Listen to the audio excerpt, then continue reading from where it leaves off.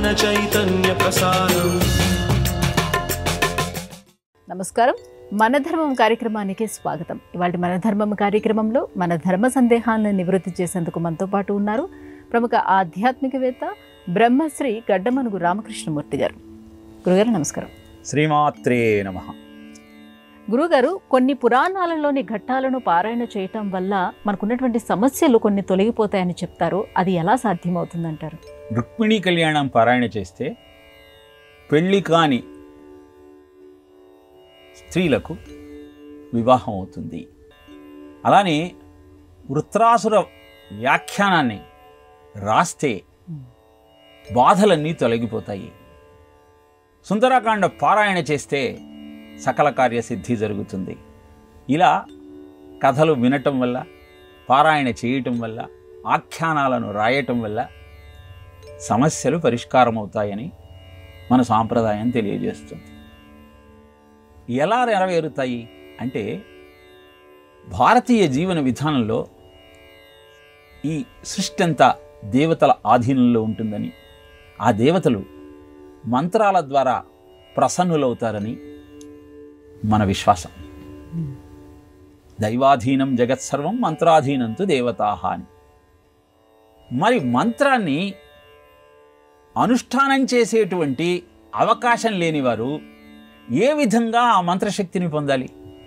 ఆ మంత్రంలో తెలిపిన దేవతామూర్తుల యొక్క ప్రసన్నతను ఎలా కైవసం చేసుకోవాలి అంటే, ఆ మంత్రశక్తిని అంతా సంకేతాల రూపంలో కథలుగా ఆవిష్కరించి, ఈ కథ వినటం వల్ల ఆ మంత్రశక్తి యొక్క సంకేతం నీకు చెంది అంది నీ ఆలోచన పరిపుష్టమై నీ కోరిక నెరవేరుతుంది. అందుకే కొన్ని ఘట్టాలను పారాయణ చేస్తాం, కొన్నింటిని వింటాం.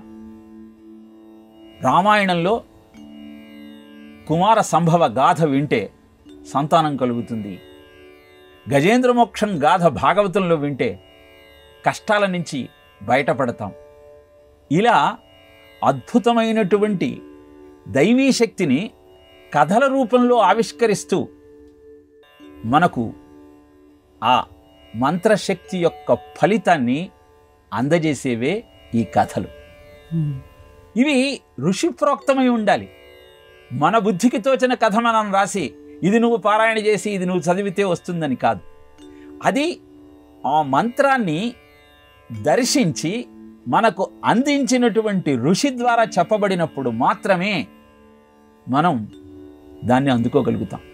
తారక మంత్రాన్ని అనుష్ఠానం చేసిన వాల్మీకి మహర్షి రామాయణాన్ని రచించి సుందరకాండ పారాయణ చేస్తే మీ కోరికలన్నీ నెరవేరుతాయి, కార్యక్రమాలన్నీ సిద్ధిస్తాయి అని చెప్పడానికి కారణం, ఆయన ఆ తారక మంత్రాన్ని అనుష్ఠానం చేయటం వల్ల అద్భుతమైనటువంటి సృజనాత్మకతతో ధ్యానంలో ఆయన చూసినటువంటి ఆ దైవీ శక్తులనన్నింటినీ ఆ ఇతిహాసంలో నిక్షిప్తం చేసి ప్రజల యొక్క బాగు కోసం దాన్ని ఎలా పారాయణ చేయాలో మనకు తెలియజేస్తూ మన జీవితాన్ని సుసంపన్నం చేయటం కోసం వారు శ్రమించారు. ఆయన మనకు అందించిన ఆ విజ్ఞానాన్ని సంహితలలో ఉమా సంహిత ఏ విధంగా నీ కార్యక్రమాన్ని, కోరికను నెరవేర్చుకోవటం కోసం రామాయణాన్ని పారాయణ చేయాలో తెలియజేసింది. ఇలా ఋషుల ఆలోచన అంతా ఎప్పుడూ ప్రజాబాహుళ్యం అంతా ఆనందంగా ఉండాలి. మాకే కాపీ రైట్ అక్కర్లేదు, you have right to copy అని చెప్పేవాడే భారతీయుడు. ప్రతిదీ దాచుకుని దోచుకునే ఆలోచన విధానం ఏనాడు భారతీయుడిలో ఉండదు. అందుకే పంచుకు తింటం భారతీయత, ఉంచుకు తింటం రాక్షసతత్వం. కనుక అద్భుతమైనటువంటి ఈ కథాశ్రవణంతో ఆ కథలలో చెప్పబడిన దేవతామూర్తుల యొక్క మాహాత్యాన్ని స్మరించుకుంటూ, మనలో ఉన్న వాసన దోషాలను తొలగించుకుంటూ మన జీవితాన్ని సంస్కరించుకునే ప్రయత్నం చేద్దాం. గురుగారు, గురుమౌఢ్యమి అంటే ఏమిటి? ఈ గురుమౌఢ్యమి ఉన్న రోజుల్లో ఎటువంటి శుభకార్యాలు చేయరు, ఎందుకని? గురుడు శుభప్రదాత. జ్యోతిష శాస్త్రంలో గురుగ్రహాన్ని బ్రాహ్మణుడిగా అభివర్ణిస్తారు, పెద్ద గ్రహం కూడా. అందుకే గురువు 12 సంవత్సరాలకు ఒకసారి ఒక రాశి నుంచి ఇంకొక రాశిలోకి మారుతాడు. అలా ఆయన ఒక రాశి నుంచి ఇంకొక రాశిలోకి మారినప్పుడు ఒక నదికి పుష్కరాలు వస్తాయి. మిథున రాశిలో ప్రవేశించినప్పుడు సరస్వతీ నదీ పుష్కరాలను మనం చూసాం. ఇలా గురుగ్రహము ఎప్పుడైతే తన శుభ దృష్టిని మనకు అందిస్తుందో ఆ గ్రహ ప్రభావం వల్ల భూమండలం మీద ఉన్న మన జీవనాలన్నీ చక్కగా ముందుకు కొనసాగుతాయి. ఆధ్యాత్మిక చింతన పెరుగుతుంది. డబ్బంతా మీరు ధర్మ కార్యక్రమాల కోసం మాత్రమే వెచ్చిస్తారు. పుణ్యక్షేత్రాలు చూస్తారు, తీర్థాలలో స్నానం చేస్తారు, ధర్మ కార్యక్రమాలకు సన్నద్ధులవుతారు. ఇలాంటి గురుగ్రహంలో అంటే మిథునంలోకి సూర్యుడు ప్రవేశించినప్పుడు బృహస్పతి హస్తంగతుడవుతాడు. అంటే సూర్యుని యొక్క ప్రతాపం ముందు గ్రహములకు రాజైన సూర్యుడి యొక్క ప్రభావంతో బృహస్పతి యొక్క శక్తి క్షీణిస్తుంది. అందుకే గురుమౌఢ్యమి అని దాన్ని పిలుస్తారు. ఆ నెల రోజులు మనం ఏ శుభ కార్యక్రమము తలపెట్టం. కారణం, గురువు యొక్క శుభ దృష్టి సన్నగిల్లింది. శుభ కార్యక్రమానికి ఏ గ్రహము యొక్క వీక్షణము అవసరమో దాన్ని మనం అందుకోలేకపోతున్నాం. సూర్యుడి యొక్క ప్రభావమే ఎక్కువగా ఉన్న కారణాన, శుభుడి యొక్క అనుగ్రహం సన్నగిల్లిన కారణాన అప్పుడు శుభ కార్యక్రమాల యొక్క ఆలోచన మనం చెయ్యం. అదే గురుమౌఢ్యమి. మరి ఒక్క గురువునే ఎందుకు మనం పరిగణలోకి తీసుకుంటాం అంటే శుక్రమౌఢ్యమి కూడా పాటిస్తాం. శుక్రుడు కూడా శుభగ్రహమే, సుఖకారకుడు శుక్రుడు. మిగతా గ్రహాలు కూడా అస్తంగతమైన మనకు శుభ కార్యక్రమాలకు అవసరమైనటువంటి గ్రహముల యొక్క వీక్షణను పరిగణలోకి తీసుకుంటూ అవి అస్తంగతమైనప్పుడు మాత్రమే శుభ కార్యక్రమాలను సంకల్పించకుండా జీవనాన్ని సాధారణంగా గడుపుతూ గురుగ్రహ అనుగ్రహం కోసం అనేకమైనటువంటి కార్యక్రమాలు చేస్తూ జీవనాన్ని ముందుకు కొనసాగిస్తాం. ఇది కేవలం భారతీయుడికి మాత్రమే తెలిసినటువంటి ఖగోళ విజ్ఞానం. ఈ గ్రహముల యొక్క గతులు, వాటి యొక్క ప్రభావాలు, వాటి లక్షణాలు, వాటి వల్ల కలిగేటువంటి విపరీతమైనటువంటి ప్రభావాలు ఇవి భారతదేశం మాత్రమే, భారతీయ ఋషి మాత్రమే గుర్తించి ప్రపంచానికి అందజేశాడు. కనుక వాటిని తెలుసుకుంటూ పెద్దల యొక్క మార్గదర్శకంతో శుభ కార్యక్రమము అంటే వివాహాది శుభ కార్యక్రమాలు సంకల్పించినప్పుడు జీవితాంతమంతా ఆ ఇద్దరూ కలిసి ఉండాలి.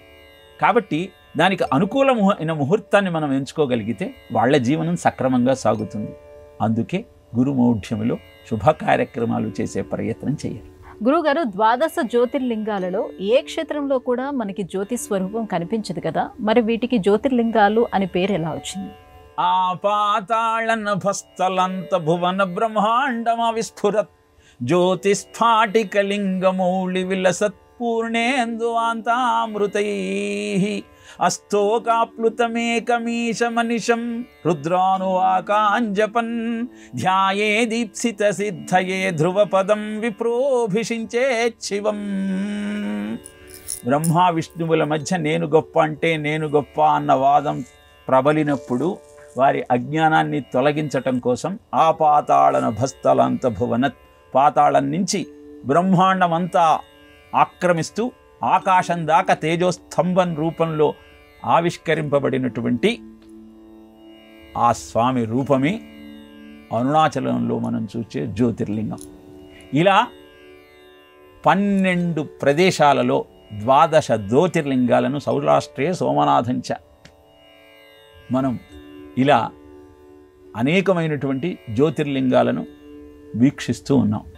అక్కడికి పోతే మనకు జ్యోతి కనపడదనుకుంటాం, కానీ వెలుగులో తాడేదో పామేదో మనం గుర్తించగలుగుతాం. కానీ వెలుగును చూడటానికి నీకు వెలుగు కావాలా? సూర్యుడిని చూడటానికి ఇంకొక వెలుగు అక్కర్లేదు. అలా జ్యోతిర్లింగం అంటేనే నీ జీవనాన్ని ముందుకు నడిపించేటువంటి వెలుగు. ఆ వెలుగును ఒక్కసారి నువ్వు చూసినంత మాత్రాన నీ కోరికలన్నీ నెరవేరుతాయి. అనంతరం ఇంటికి వచ్చి ఆ జ్యోతిర్లింగ స్మరణ నువ్వు చేయటం వల్ల నీకు మోక్ష మార్గం సులభమవుతుంది. 40 రోజులు ద్రాక్షారామంలో ఉన్న భీమేశ్వరుని నువ్వు ఆరాధన చేస్తే నీ కోరికలన్నీ నెరవేరుతాయి. ఆరాధన చేసే క్రమంలో నిత్యము ఆయనను నువ్వు తలుచుకుంటూ ముందుకు సాగాలి. అలానే జ్యోతిర్లింగము అంటే ఏ జ్యోతి ఇహంలో నీ కోరికను తీర్చి పరానికి నీకు మార్గాన్ని సుగమం చేస్తుందో ఆ జ్యోతి నీ తలపులో ఉన్నంత మాత్రాన నీ జీవితమే అద్భుతంగా ముందుకు సాగుతుంది. అలాంటప్పుడు ఆ జ్యోతిని చూడటానికి ఇంకొక జ్యోతి అక్కరలేదు. ఆ జ్యోతిని చూచేటువంటి దృష్టి కూడా నీకు సాధ్యం కాదు. అందుకే జ్యోతిర్లింగము అంటే నీ మార్గాన్ని సుగమం చేయటం కోసం నీలో ఉన్నటువంటి దుష్ట వాసనలను తొలగించి అద్భుతమైన ఆలోచన విధానాన్ని నీలో ఆవిష్కరించి నీ జీవనాన్ని పునీతం చేసుకోవటం కోసం అనునిత్యము నీకు రక్షక కవచంగా నిలిచేటువంటి దైవీ శక్తియే జ్యోతిర్లింగంగా చెప్పబడింది. ఇలా 12 స్థానాలలో ఆ దైవీ శక్తి ప్రకటితమయ్యి మనను రక్షిస్తూ మన జీవితానికి మార్గదర్శకంగా మిగిలింది. కనుక జ్యోతిర్లింగము అంటే నీ జీవితాన్ని పూర్తిగా మార్చివేసేటువంటి వెలుగు. దాన్ని ఆరాధిద్దాం, ఆ తత్వాన్ని అర్థం చేసుకుందాం, అద్భుతమైన ఆనందానికి సోపానాలు నిర్మించుకుందాం. గురువుగారు, జగద్గురు ఆదిశంకరుడు ఏకశ్లోకిని రచించారు. ఇందులోని వేదాంత సారాన్ని ఎలా అర్థం చేసుకోవాలి? కిం జ్యోతిస్తవ భానుమానహనిమే రాత్రౌ ప్రదీపాయకం స్యాదేవం రవిదీపదర్శన విధౌ కిం జ్యోతిరాఖ్యాహి మే చక్షుత్తత్ర నిమీలనాది విషయే కిం ధీర్ధయో దర్శనే కిం తత్రాహ మతో భవన్ పరమకం జ్యోతిస్ తదస్త ప్రభో. ఒక్క శ్లోకంలో అద్వైత సారాన్నంతా ఆవిష్కరించారు ఆదిశంకరులు. దీన్ని ఏకశ్లోకి అంటారు. దీనిలో ప్రశ్న సమాధానం రూపంలో మొత్తము విశ్వమంతా వ్యాపించి ఉన్నటువంటి ఆ చైతన్యమే నీలో ఉన్నది, దాన్ని గుర్తించే ప్రయత్నం చెయ్యమంటూ అద్భుతమైనటువంటి అద్వైత భావాన్ని ఆవిష్కరించారు. ఏమిటి ఆ ప్రశ్న సమాధానం? కిం జ్యోతిస్తవ భానుమానహనిమే రాత్రౌ ప్రదీపాయకం. నువ్వు ఏ చైతన్యం కారణంగా పగలంతా అనేకమైన కార్యక్రమాలు చేస్తున్నావు అంటే అందరం సమాధానం చెప్పేస్తాం. ఏముంది, సూర్యుడి వెలుగుంది, ఆ వెలుగులో ఏది వస్తువు ఏది వస్తువు కాదు, ఏది ఎక్కడ ఉన్నదన్న విషయం మాకు అర్థమవుతోంది. కాబట్టి ఆ సూర్యుని యొక్క కాంతిలో మేము ఆ చైతన్యం ద్వారా, ఆ జ్యోతిస్సు ద్వారా మేము అన్నింటినీ గుర్తించగలుగుతూ ఉన్నాం. రాత్రి అయితే రాత్రి సూర్యుడు ఉండడు, ఆ చైతన్యం ఏమైంది? దాన్నేముందండి, ఆ సూర్యకాంతి చంద్రుడి మీద పడి చంద్రుడి యొక్క రూపంలో మాకు మార్గదర్శకం చేస్తూ ఉంది. బాగుంది. చంద్రుడు కూడా లేనప్పుడు అగ్ని రూపంలో అంటే దీపాలు పెట్టి ఆ దీపాల ద్వారా మనం వస్తు పరిజ్ఞానాన్ని అందుకోగలుగుతూ ఉన్నాం. ఆ దీపం కూడా లేనప్పుడు ఆఖ్యాహిమే మాటల రూపంలో ఇక్కడంతా చీకటిగా ఉంది, ఇటువైపు రాకండి, అటువైపు వెళ్ళండి అంటూ మాటల ద్వారా మనం చైతన్యాన్ని పొంది వస్తు పరిజ్ఞానాన్ని అందుకోగలుగుతాం. విచిత్రం ఏమిటి అంటే ఆ సూర్యుడికి కానీ, ఈ చంద్రుడికి కానీ, ఈ దీపానికి కానీ, ఈ మాటకు కానీ ఏ పరిజ్ఞానం అయితే నీకు అందిస్తోందో, ఏ వస్తువు గురించి నీకు తెలియజేస్తుందో దాంతో ఎలాంటి సంబంధము లేదు. అలానే శరీర ఇంద్రియ సంఘాతంతో నువ్వు అనేక కార్యక్రమాలు చేస్తున్నావు, కదులుతున్నావు, ముందరికి వెళుతున్నావు. ఇలా నువ్వు వెళుతున్నప్పుడు చక్షుత్తత్ర నిమీలనాది విషయే, నువ్వు నిద్రపోయినప్పుడు నీ ఇంద్రియాలేవి కదలవు, నీ శరీరం కదలదు. అప్పుడు పొద్దున్నే నిద్ర లేచిన తర్వాత నువ్వు నిద్రపోయావన్న సత్యాన్ని నీకు చెప్పేది ఎవరు? ఆ జ్యోతియే, ఆ చైతన్యమే నీవు అన్న అద్భుతమైన అద్వైత భావాన్ని ఈ అజో నిత్య శాశ్వతోయం పురాణం నా హన్యతే హన్యమానే శరీరే. ఈ దేహం పడిపోయేదే, నీలో ఉన్న చైతన్యము వాసాంసి జీర్ణాన్ని యథా విహాయ నవాని గృహ్ణాతి నరోపరాణి తథా శరీరాన్ని విహాయ జీర్ణాన్ని అన్యాని సంయాతి నవామి దేహి. ఇది నిత్యము సత్యము శాశ్వతము అయి వెలుగొందుతూ ఎప్పటికీ ఉండేటువంటి అద్భుతమైనటువంటి ఆ పరబ్రహ్మ తత్వమే ఈ చైతన్యము అన్న అద్వైత జ్ఞానాన్ని ఆదిశంకరులు ఒక్క శ్లోకంలో అద్భుతంగా మనకు అందించారు. కనుక ఈ ఏకశ్లోకిని ఉపనిషత్తుల సారం అని చెప్తారు. దీన్ని ప్రతినిత్యము పారాయణ చేస్తూ ఉంటే ఏ విజ్ఞానమైతే భగవద్గీతలో చెప్పబడిందో, ఏ విజ్ఞానమైతే అందజేయటానికి అనేక శాస్త్రాలు, పురాణాలు, ఉపనిషత్తులు మనకు ఉపయోగపడ్డాయో ఆ విజ్ఞానం అంతా ఈ ఒక్క శ్లోకం ద్వారా ప్రశ్న సమాధానం రూపంలో మనం అందుకోవచ్చు. కనుక ఈ ఏకశ్లోకికి అద్భుతమైనటువంటి ప్రాధాన్యత ఇవ్వబడింది. గురుగారు, అమావాస్యను లక్ష్మీదేవికి ప్రియమైన తిథిగా వ్యవహరిస్తారు. అటువంటి అమావాస్య రోజు లక్ష్మీదేవిని ప్రత్యేకంగా ఎలా ఆరాధించుకోవాలి? అమావాస్య అంటే అర్థం వాస్య. అమ అంటే కలిసి, వాస్య అంటే ఉండేది. ఏమిటి కలిసి ఉండేది అని ప్రశ్నిస్తే, ఎప్పుడు ఈ జీవాత్మ ఆ పరమాత్మతో కలిసి ఉన్నప్పుడే నీ జీవితం ఆనందంగా సాగుతుంది. ఈ అమావాస్య తమిళులకు ఉత్తమోత్తమైనటువంటి పర్వదినంగా పరిగణింపబడుతుంది. చాంద్రమానంలో దీన్ని అమావాస్య కాదా, ఈరోజు ఏ పని చేయవద్దు అన్న భావన ఉంటుంది. ఎందుకు ఒకే తిథిని ఒకే దేశంలో ఉన్న రెండు ప్రాంతాల వాళ్ళు వేరువేరు కోణంతో చూస్తారు అంటే, సూర్యమానం తమిళులది, చాంద్రమానం మనది. సూర్యమానంలో సూర్యుడు ప్రధానంగా ఆ కాల గణన చేయబడుతుంది. సూర్యుడితో చంద్రుడు కలిస్తే అమావాస్య అంటే చంద్రుడు అస్తంగతమయ్యాడు, చంద్రుడి ప్రభావం ఏమీ లేదు. సూర్యమానం ద్వారా ఎవరైతే జీవితాన్ని ఎంచుకుంటూ ఉన్నారో, కాలాన్ని గణిస్తూ ఉన్నారో వాళ్ళకి అందుకే అమావాస్య అనేది శుభతిథి. అదే ఎవరైతే చాంద్రమానాన్ని పాటిస్తున్నారో ఆ రోజు చంద్రుడు ఉండడు కనుక చంద్రమా మనసో జాతః, మనస్సును ప్రేరేపించేవాడు చంద్రుడే. ఈ మనస్సు లేకుండా ఉండటం అనేది మనం ఏ కార్యక్రమము చేయటానికి అనువైనటువంటి సమయం కాదు కనుక ఇది అశుభతిథిగా పరిగణిస్తారు. ఈరోజు లక్ష్మీదేవిని పూజిస్తే అద్భుతమైనటువంటి సంపదలన్నీ మన సొంతమవుతాయి. దీపావళి అమావాస్య నాడు లక్ష్మీ పూజను మనం ప్రత్యేకంగా చేస్తాం. అలా కలిసి ఎప్పుడైతే నీ మనస్సును లేకుండా చేసుకొని ఉన్నది ఆ పరమాత్మ ఒక్కటే అన్న భావనతో నీవు కార్య సాధనకు ప్రారంభిస్తావో అది ఉత్తమోత్తమైన ఫలితాన్ని ఇస్తుంది.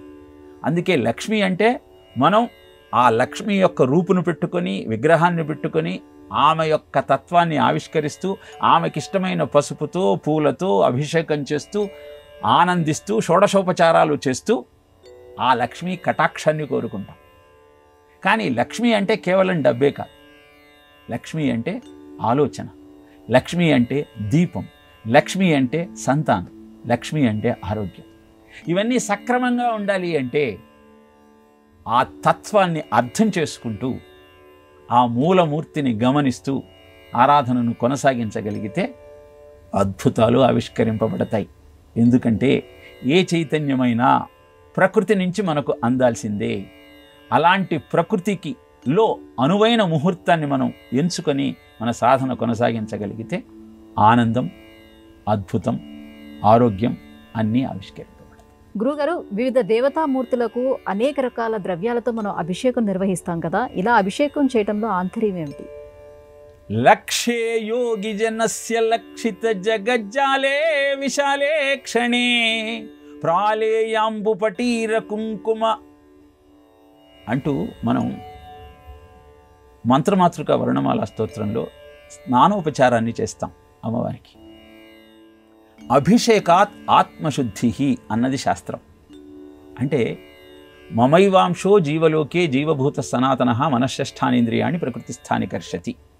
అందరము ఆ భగవంతుని యొక్క అంశలమే. కానీ మన ప్రారంధం వల్ల, మన ఇంద్రియ లౌల్యం వల్ల మనము ఆ భగవంతుడి నుంచి వేరై ఇంకొక యోనిలో ప్రవేశించి ఇంకొక జన్మలో ఉన్నాం, మానవ జన్మలో ఉన్నాం.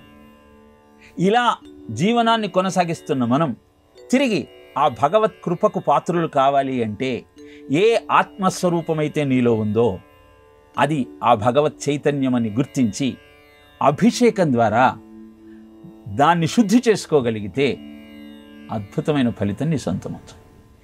మాలిన్యాన్ని తొలగించిన తరువాత ప్రకాశించేటువంటి మణిలాగా అభిషేకం చేసిన తరువాత నీ దోషములన్నీ కడిగి వేయబడి నీ ప్రారబ్ధము అంతరించి అద్భుతమైన ఆనందం నీ సొంతమవుతుంది. అందుకే ఒక్కొక్క పదార్థంతో అభిషేకం చేయటం వల్ల ఒక్కొక్క ప్రయోజనం కలుగుతుంది అని చెప్పారు. ఆవు పాలతో అభిషేకం చేస్తే సకల కార్యసిద్ధి జరుగుతుంది. ఆవు పెరుగుతో అభిషేకం చేస్తే దుఃఖ నాశనం జరుగుతుంది. ఆవు నెయ్యితో అభిషేకం చేస్తే ఐశ్వర్యం సిద్ధిస్తుంది. పంచదారతో అభిషేకం చేస్తే సంతానం కలుగుతుంది. ఇలా రాజ్యాధికారం కావాలి అంటే అన్నాభిషేకం చేయమన్నారు. మృత్యువు తొలగాలి అంటే నువ్వుల నూనెతో అభిషేకం చేయమన్నారు. గంధోదకంతో అభిషేకం చేయటం వల్ల కోరిన కోరికలు నెరవేరుతాయని చెప్పారు. మామిడి పళ్ళ రసంతో అభిషేకం చేయటం వల్ల దీర్ఘకాలిక రోగాలు పోతాయని చెప్పారు. ఎలా జరుగుతుంది అంటే మూల చైతన్యాన్ని మనము ఆవాహన చేస్తూ నమస్తే రుద్రమన్యవ ఉతోత ఇషవే నమః, నమస్తే అస్తు ధన్వనే బాహుభ్యాముతతే నమః, యాత ఇషు శివతమా శివం బభూవతే ధను, శివాశరవ్యాయాతవతయానో రుద్రమృడయా, యాతే రుద్ర శివా తనూరఘోరా పాపకాశిని అంటూ ప్రకృతిలో ఉన్న ఆ శక్తుల రూపంలో ఏ స్వామి అయితే ప్రకటింపబడుతూ ఉన్నాడో ఆ శక్తులనన్నింటినీ నాకు అనుకూలంగా మార్చవయ్యా, నా మీద కోపాన్ని వదిలేయి, నన్ను కటాక్షించు అన్న భావనతో నీవు ఒక్కొక్క మంత్రాన్ని ఉచ్చరిస్తూ ఆ స్వామిని నీ యొక్క ద్రవ్యాలతో అభిషేకించినప్పుడు ఆ స్వామి యొక్క కరుణ, ఆ ప్రకృతి శక్తి నీకు అనుకూలంగా మారుతుంది. అందుకే వెనకటికి పెద్ద పెద్ద సమస్యలు వచ్చినప్పుడు సైకాలజిస్టుల దగ్గరికి వెళ్ళేవాళ్ళు కాదు, రుద్రాభిషేకం చేసేవాళ్ళు. ఏదైనా కోరిక తీర్చుకోవాలన్నప్పుడు మహాన్యాసపూర్వక ఏకాదశ రుద్రాభిషేకాన్ని అద్భుతమైనటువంటి మంత్రవేత్తలను ఆవాహన చేసి కఠోరమైన నిష్ఠతో ఆచరిస్తూ ఉండేవాళ్ళు. ప్రతి మాస శివరాత్రికి ఇలా మహాన్యాసపూర్వక రుద్రాభిషేకం చేసి కోరిన కోరికలను తీర్చుకున్నటువంటి అందరూ వాళ్ళ అనుభవాలను తెలియజేస్తూ ఉంటారు. కనుక రుద్రాభిషేకం అనేది మన కోరిక తీర్చుకోవటానికి అత్యంత ఉపయుక్తమైన సాధనం. వేదంలో చెప్పబడిన ఈ విజ్ఞానాన్ని అభ్యసించి అధ్యయనం చేసి ఆచరించి ఆనందాన్ని అందుకున్నటువంటి ఎందరూ వాళ్ళ అనుభవాల రూపంలో తెలియజేసిన సత్యాన్ని మనం ఈరోజు తెలుసుకుంటున్నాం. గురుగారు, ఇవాళ మన ధర్మము కార్యక్రమంలో మాకు వచ్చినటువంటి ఈ ధర్మ సందేహాలన్నీ కూడా నివృత్తి చేసినందుకు ధన్యవాదాలు గురుగారు. కృష్ణార్పణం. ఇది ఇవాల్టి మన ధర్మం కార్యక్రమం. రేపటి మన ధర్మం కార్యక్రమంలో మళ్ళీ కలుసుకుందాం. నమస్కారం. ఈ కార్యక్రమాన్ని తిరిగి చూడాలనుకుంటే www.youtube.com/ETV Life Spiritual లో చూడవచ్చు.